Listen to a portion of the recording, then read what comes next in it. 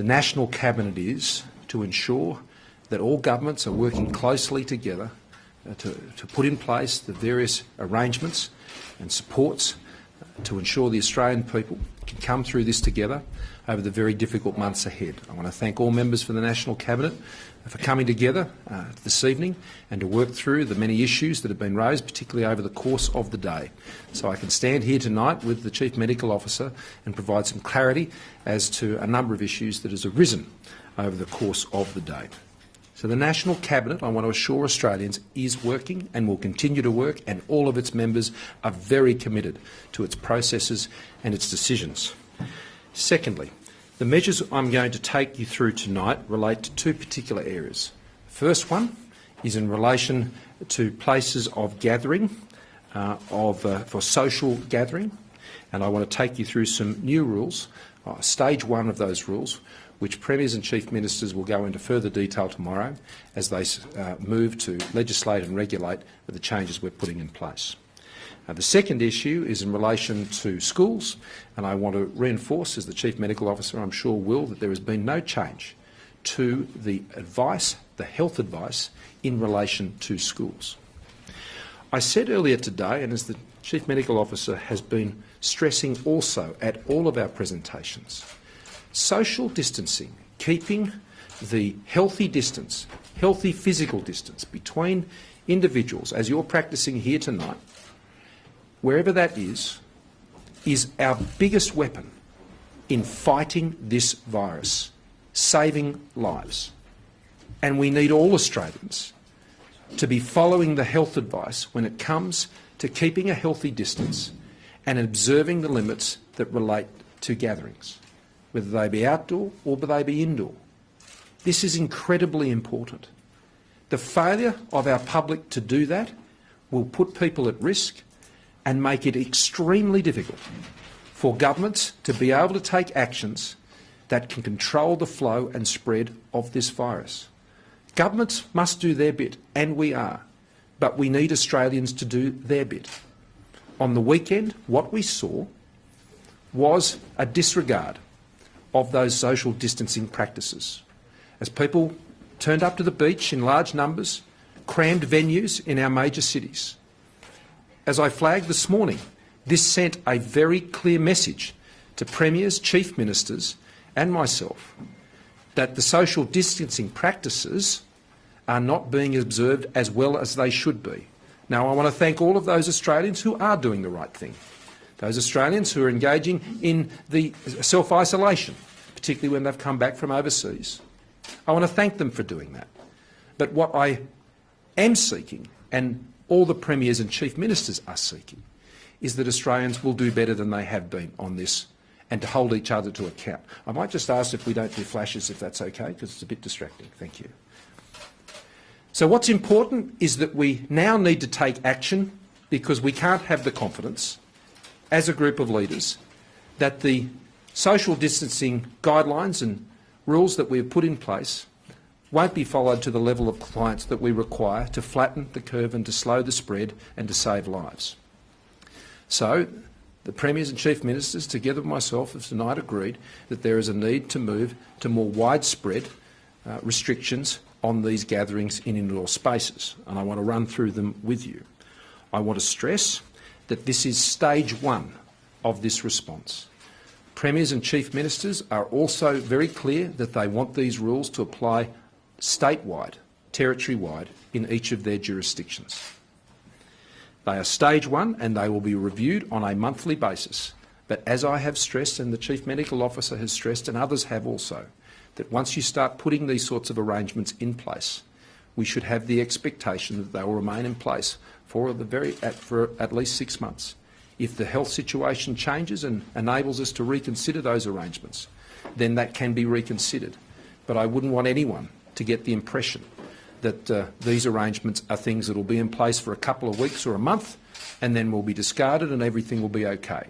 These are very significant measures, and they are done, regrettably, because it will mean for many people that the places at which they go to work, they will be unable to do that in the way they were before. and it makes it even more important, the measures I announced earlier today, to provide support to those individuals who may be affected by these changes. This is what I mean. When we all don't do the right thing, then it has real implications for others. Stage 1 would see that in enclosed spaces for gatherings in the following facilities to be closed as of midday tomorrow. Registered and licensed clubs. Licensed premises in hotels and pubs. So that is in the licensed area, not in the accommodation area, but in the venues that sit within those hotels where there are licensed gatherings and gatherings that will also be excluded. That will also be closed. Off-licence parts of those premises for bottle shops, that particularly applies in places like Tasmania and in Queensland, I understand, they will be excluded from these arrangements. They work like any other retail premises. They are not a place of people gathering in an off-licensed bottle shop. Entertainment venues and cinemas, casinos and nightclubs. Restaurants and cafes will be restricted to takeaway only. Indoor sporting venues, places of worship. Enclosed spaces for funerals and things of that nature will have to follow the strict 4 square metre rule, which will be enforced. Home deliveries, takeaways, all of these things will continue, as I know many of these catering businesses are already adjusting their business models in anticipation of things that they believe would potentially take place. The fact that we're having to do that at this point, I've gone into the reasons why. And I am deeply regretful that those workers and those business owners who will be impacted by this decision will suffer the economic hardship that undoubtedly they will now have to face. That is a very, very regretful decision, but a necessary one in the view of the Premiers and Chief Ministers and myself to ensure that we can control the spread of this virus. This should highlight to all Australians how serious this is and how hard we all have to work together to get this right. In remote communities, there will be specific rules that will be defined by the Chief Ministers, Premiers in those communities, and they'll be worked through tomorrow morning. The Premiers and Chief Ministers, together with myself, will be considering Stage 2 potential restrictions in this area. But what we first want to see is we want to see the public respond to these very serious measures. We're dealing with the principal places of social gathering, where we saw people coming together on the weekend. If we don't get on top of that, then we look at a much more difficult health scenario into the future. Now, on the issue of schools, children should go to school tomorrow. There is no change to the medical expert advice in relation from the AHPPC panel, the medical expert panel from the states and territories in their advice to the National Cabinet in relation to the health advice. That said, I also want to thank all the teachers and all those working in our schools who've been doing that under a lot of pressure. The principals and the deputy principals, the teachers' aides, all of those have been working in the school communities under a lot of stress and strain as this debate has raged on. Health advice has been clear and they've remained open. And this is important because I want to stress this. I don't want to see our children lose an entire year of their education. That's what we're talking about here. This is very serious. If you're a 4-year-old child at preschool, you don't get your 4-year-old year back. You only get it once. Early childhood education is incredibly important, as is all the years of school education. And we want to ensure keeping Australia running means ensuring we can keep up to the mark with our children's education as best as we can. And where there's health advice which says you can get to school and you can be taught, then it's important that we do that for as long as possible, except where health circumstances would change that arrangement. What we will be doing, though, is allowing parents to the end of this year's school term to be able to keep their children home where they choose to. But for all of those parents who wish to send their children to school, for an education at the school, those schools will remain open. In addition, schools will seek to provide learning at home in a distance learning framework, but you cannot be assured that that will come in place immediately. That will take some arrangements from those schools, particularly the public schools. In many independent and Catholic schools, they may choose to move to those models, as some already have. But what's important here is you're a parent, you want your child to go to school up until the end of this term, then the schools should remain open and must remain open, is the instruction, until the end of that term. Now, Victoria has already taken the decision to end the term over the course of this week. Their term was due to end on Friday anyway, and they've brought that forward to Tuesday, which is actually a pupil-free day for the teachers, and I understand they'll also be working on how they will be able to deliver potential distance learning models in the future. The Premiers and Chief Ministers all have the same view, that schools should reopen on the other side of the term break, subject to the health advice at that time. Parents who make the decision for their children to remain at home must take responsibility for those children. Those children are staying at home. It's not an excuse for them to go down the shopping centre or to go and congregate somewhere else, or potentially put themselves in contact with the vulnerable and elderly population. If you choose to keep your child at home, you are responsible for the conduct and behaviour of your children. That is always the case for any parent. But particularly in this case, it is important that they observe the strict social distancing arrangements that have been advised to the public. This term break will be like none other. This won't be a holiday, as it's normally known, for the break in term. There won't be trips interstate. There won't be those holiday normal type arrangements.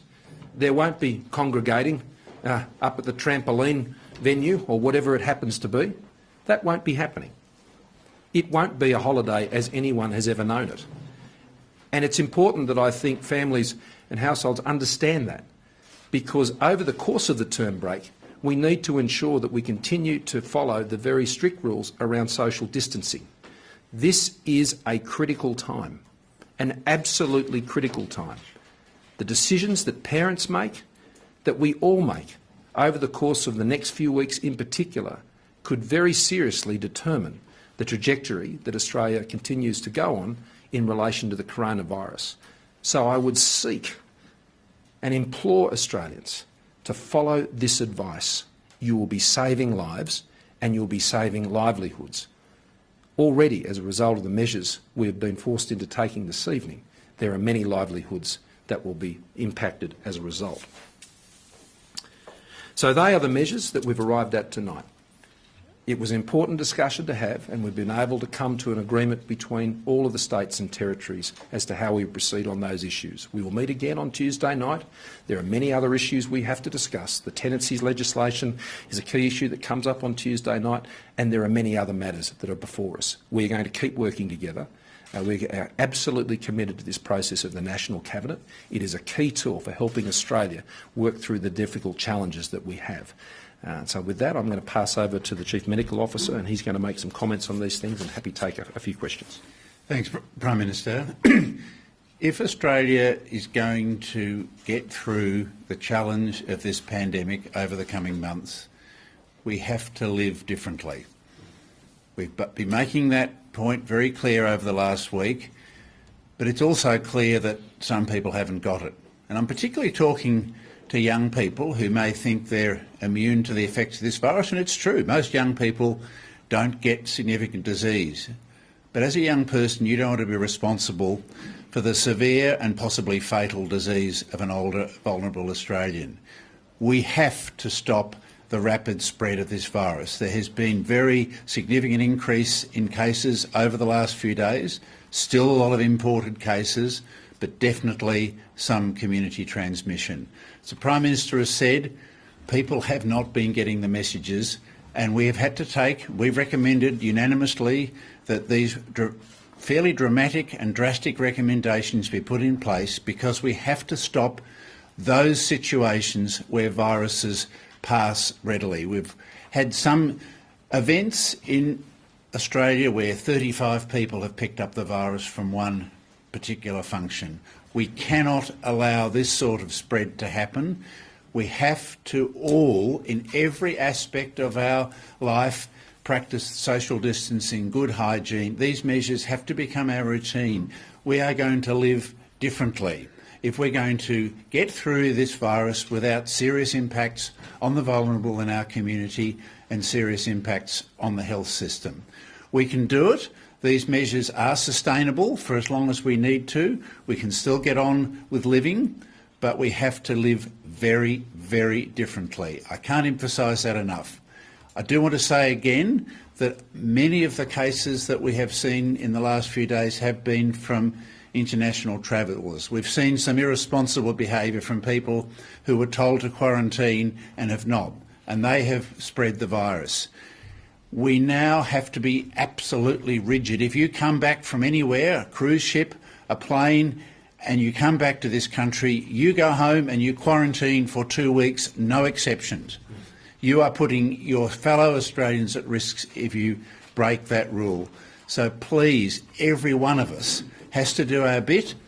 We have to save our vulnerable Australians from what could be, and we've seen this in other countries, fairly devastating impacts if we get a widespread pandemic in this country. We can control, we can contain, and we can, as the Prime Minister has said, bend and flatten the curve. But every single Australian has to play their role in doing this. Thanks, Prime Minister. With the shutdown of the non-essential gatherings, we're going to see people flood the supermarkets now. Panic buying is going to increase. What are you say to those people? How can you stop that? There is no need for that. There is no need for that. What we're doing is closing down gatherings in pubs and clubs and things of that nature. We are not putting in place lockdowns that put people and confine them to their home. That is not a measure that has been contemplated at this point, and so there is no reason for anyone to do that. There is also no reason for anyone to rush to any of those venues tomorrow before midday. That would be highly irresponsible, and I would just simply ask Australians to get a hold of themselves if they were thinking of doing something of that nature. For example? No, shopping centres are not closed. I have not said that tonight. I'll go through the list again. Closure of pubs, registers and licensed clubs, excluding bottle shops attached to these venues, the off-licence component, hotels in their licensed premises and their venues that are at their hotels, but excluding the accommodation, gyms and indoor sporting venues, cinemas, entertainment venues, casinos, nightclubs, restaurants and cafes, which will be restricted to takeaway and or home delivery as any other venue can. Religious gatherings, churches and places of worship, and for funerals or things of that nature in enclosed spaces, it must be within the 4 square metre rule to apply to those venues. Just quickly on Prime Minister, would you mind addressing the context? Hang on. The point Jen is making is this. If people move into those shopping centres tomorrow, they would not be observing the distance principles and social distancing principles we're imploring Australians to follow. And so I'd ask them, there is no need for them to do that. There is no need to go and hoard buy or do any of those things. That is not necessary, and Australians should exercise some restraint when it comes to that, because as we've just made very clear, that when that doesn't occur, then more dramatic measures have to be introduced. So I would just simply ask Australians to be calm and exercise some sensible judgment. Andrew. There seems to be a critical conflict here between the advice that's going to the Victorian government with regards to schools, Victoria, which has one in 4 students in Australia, and the advice that's coming to you. And I'd like you both to answer it. How can you explain the conflict between the advice that you're giving the nation tonight and the clear view from Victoria that schools should close from Tuesday? The position that I've outlined to you tonight has been agreed by all premiers and chief ministers as part of the National Cabinet, and is based on the consensus advice provided by the medical expert panel which the Chief Medical Officer convenes. Brendan? The HPPC had a long discussion about schools today. We reaffirmed our position that the risk to children of coronavirus is extremely low. We've had hardly any cases in children, in primary school children, and the international experience is that it is a very, very low risk of symptomatic infection. We don't know whether children may be transmitters. There isn't good evidence on, and there haven't been evidence of published cases where there's been significant transmission in a school. There are some people who believe that closing schools may contribute to social distancing. Our view, the consensus view of all of the Chief Health Officers that we signed up to today, was that at this time schools should stay open. We're talking about measures for the long term, for several months, and that's why we made that decision. Just a bit of clarity on schools. So, for example, the ACT government said today they were shutting all schools from Tuesday indefinitely and putting people on distance learning. Is that now no longer the case as a consequence of tonight's meeting? And realistically, what chance do you think Victoria will reopen its schools at the end of the school holidays, when they said they're going to quote review, unquote, the situation? Well, I'll deal with the second point first, and the Premier has reaffirmed his commitment this evening that it is the intention of the Victorian Government to reopen schools subject to the health advice at that time, and that's the same for all schools.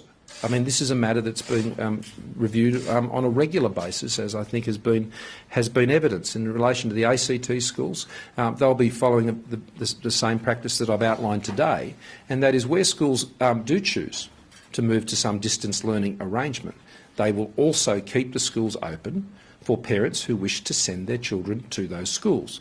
Now, for many parents, for those who maybe both parents are working, those might be in essential occupations, particularly nurses and doctors and police and paramedics and things like this. This is very important. But even more important is we want our children to continue to get an education. There are many things that we're going to have to sacrifice because of this coronavirus. One of the things Premiers, Chief Ministers and I are very keen to try and avoid is having to sacrifice the education of our children. Michelle. So this, just to be absolutely clear on this, the guarantee from all the leaders tonight was that the schools would reopen after the holidays. Subject to the health advice. Subject to the national health advice, not their own health officer. What we have continued to commit to tonight as a national cabinet is to work together on all of these issues, and that means receiving the advice from the AHPPC and to seek to address and resolve these issues amongst the national cabinet. And that's what we did tonight. So we could stand before you this evening and provide that advice on the issues that were a matter of discussion today, and I think that's very helpful, and I thank them for the ability to come to those conclusions this evening. Just quickly on stage 2, you mentioned stage 2 of this shutdown. What is in it and what triggers it? Well, stage 2 has not been defined, and it has not yet even been defined if it will be necessary. Stage 1, see what we're doing here is we're dealing with the principal places of social gathering, okay?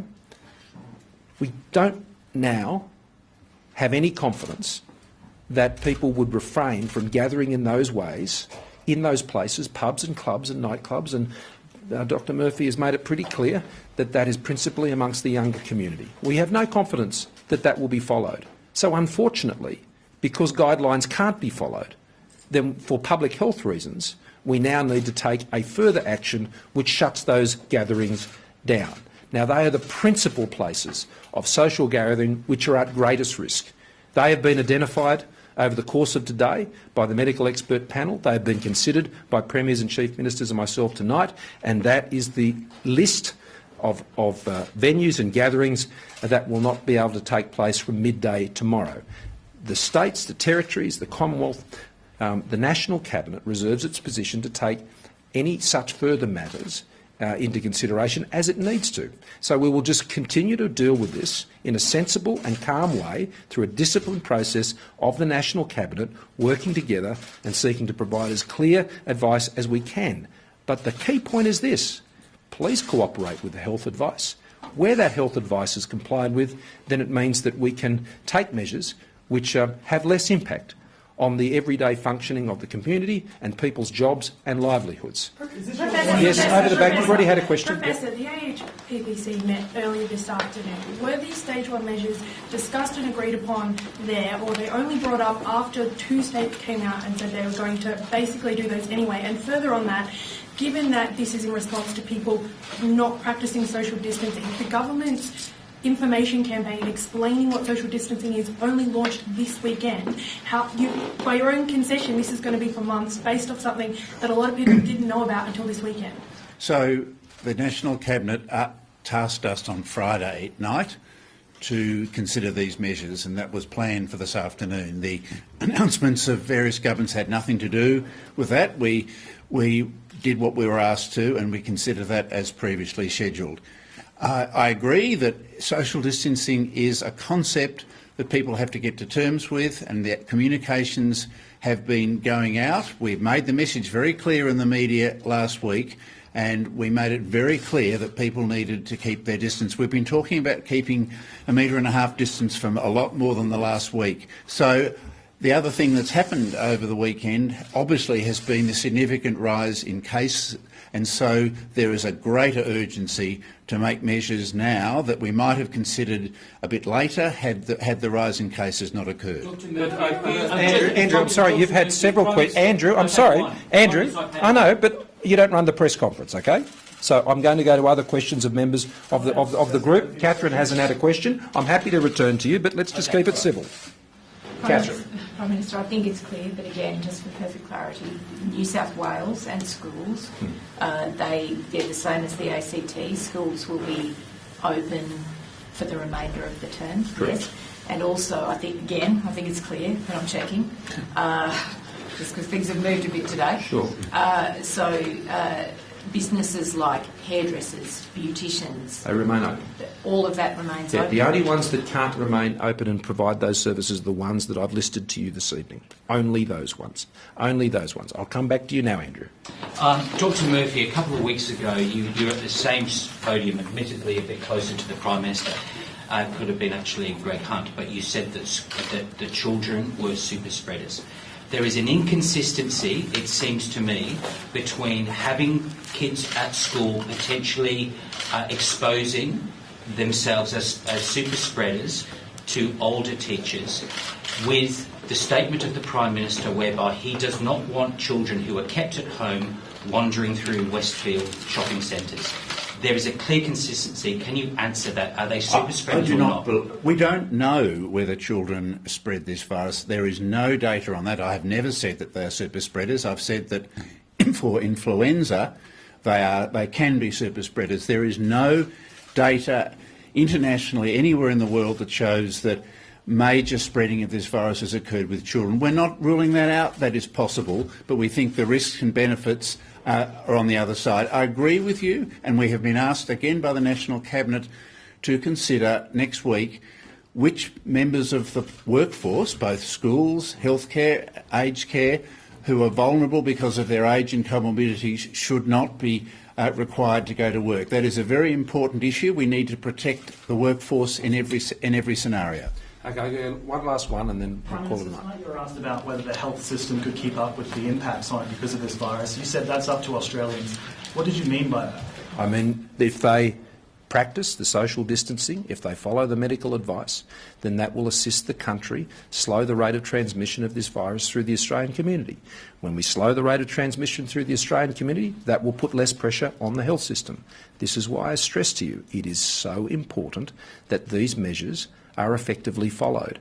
And where they aren't being effectively followed, then states and territory leaders and myself will have to take further decisions. But look, I appreciate today has been a long day, and I understand, and there'll be many more days where there'll be issues that need to be clarified, and there'll be many questions, and there'll be anxieties, there'll be frustrations, and we will address them. And we'll come and we'll discuss these issues with you, and we will communicate as clearly as we can. The leaders will continue to meet. We are meeting every couple of days. This has never happened before. Premiers and chief ministers have never met on this schedule in any of your working lives in this building, I suspect. So it is quite different. It means we're going to have some challenging days. And there are going to be some issues that there won't be clear answers to because of the nature of this virus. The medical uncertainties alone present many challenges, but I would ask people just to exercise calm, to just work with us, work with each other, and if we do that, then we will be maximising our opportunities to ensure all Australians get through this as in the best possible position we can be, and we bounce back strongly. Thank you for staying back this evening. Thank you.